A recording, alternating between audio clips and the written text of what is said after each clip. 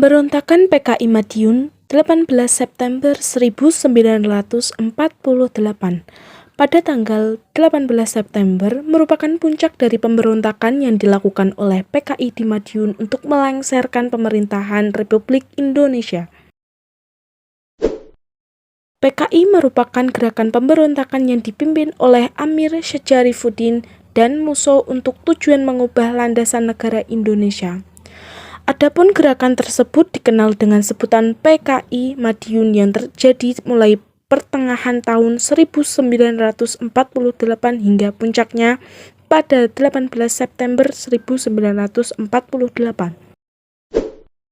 Pra-konflik pemberontakan PKI Madiun mulanya diawali dengan perjanjian Rafiel yang akhirnya membuat kabinet Amir Syajarifuddin pun terpaksa mundur dari pemerintahan. Setelah itu, Amir Syajarifuddin pun membentuk Front Demokrasi Rakyat yang juga bekerja sama dengan berbagai organisasi paham kiri, yaitu Partai Komunis Indonesia, Barisan Tani Indonesia, Pemuda Sosialis Indonesia, dan lain sebagainya. Konfrontasi Amir Syajarifuddin bersama tokoh PKI Musso diketahui memiliki tujuan yang sama, yaitu untuk menyebarluaskan ajaran komunisme di Indonesia, sehingga mereka menggerakkan pemberontakan PKI Madiun. Krisis, PKI pun melancarkan aksi propaganda mereka untuk mencarkan suara anti pemerintah.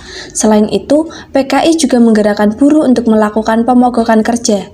Tak berhenti sampai di situ saja, PKI pun menculik, menembak, hingga membunuh beberapa tokoh negara sebagai buntut aksi pemberontakan mereka. Beberapa tokoh tersebut diantaranya adalah sebagai berikut.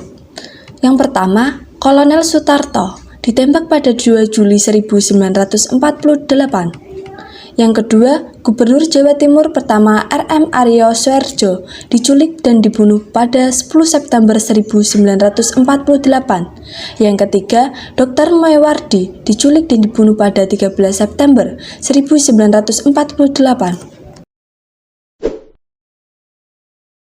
Akibat setelah itu PKI pun berhasil menduduki dan menguasai Madiun pada 18 September 1948. Dalam kesempatan tersebut, PKI pun mendeklarasikan diri sebagai Republik Soviet Indonesia, mulai dari menguasai tempat strategis, sabotase, merusak hingga membakar sarana dan prasarana. Dalam kesempatan tersebut, PKI pun mendeklarasikan diri sebagai Republik Soviet Indonesia. Pasca konflik, sementara pemerintah pun tak tinggal diam saat mengetahui pemberontakan PKI Madiun tersebut.